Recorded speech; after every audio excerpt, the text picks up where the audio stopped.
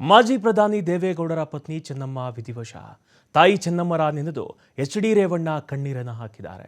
ಅಮ್ಮನಿಗೆ ಕೊನೆಯ ಬಾರಿ ತಿರುಪತಿ ಪ್ರಸಾದ ತಂದುಕೊಟ್ಟಿದ್ದೆ, ಅದೇ ಕೊನೆ, ನನ್ನ ಜೊತೆ ಅಮ್ಮ ಮಾತನಾಡಿದ್ದು ಅಂತ ಭಾವುಕರಾಗಿದ್ದಾರೆ.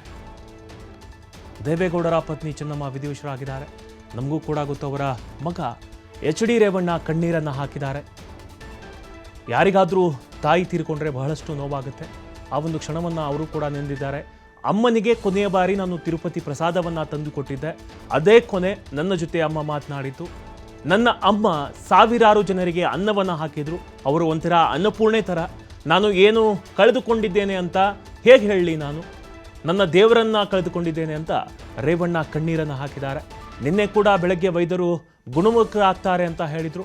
ಬಟ್ ಆದರೆ ನಮ್ಮ ಅಮ್ಮ ಬದುಕಿ ಬರಲಿಲ್ಲ ಅಂತ ಎಚ್.ಡಿ. ರೇವಣ್ಣ ಕಣ್ಣೀರನ್ನು ಹಾಕಿದ್ದಾರೆ. ಬಹಳಷ್ಟು ನೋವಾಗುತ್ತೆ. ಇವತ್ತು ನಮಗೆ ಯಾವುದೇ ಒಂದು ರಾಜಕಾರಣಿಗಳು ಕಾಣ್ತಾ ಇಲ್ಲ. ತಮ್ಮ ಅಮ್ಮನನ್ನು, ತಮ್ಮ ಮಾತೆಯನ್ನು ಕಳೆದುಕೊಂಡಂತಹ ಅನಾಥ ಮಕ್ಕಳು ಕಣ್ಣಿಗೆ ಕಾಣ್ತಿದ್ದಾರೆ.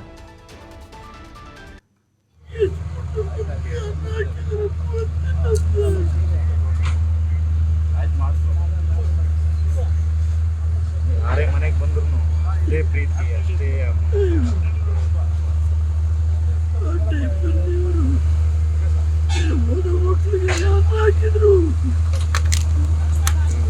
ಎಲ್ಲರೂ ಸಹಾಯ ಮಾಡಿದ್ರು.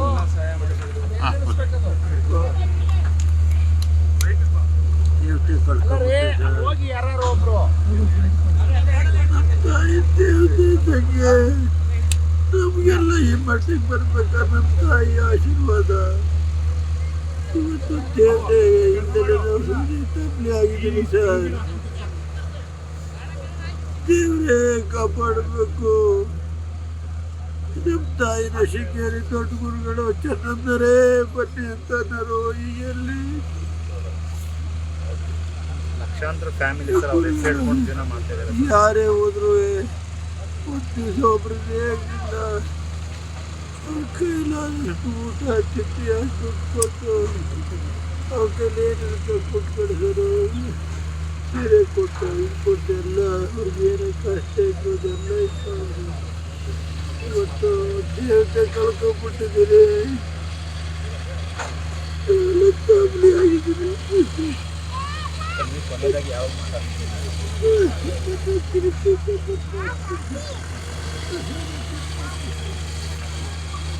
ಹುಷಾರಾಗಿ ಬರ್ತಾರೆ ಅಂತ ಎಲ್ರಿಗೂ ನಂಬಿಕೆ ಇತ್ತು ಸರ್. ನಿನ್ನೆ ಬೆಳಿಗ್ಗೆ ಆಯಿತು ಸರ್,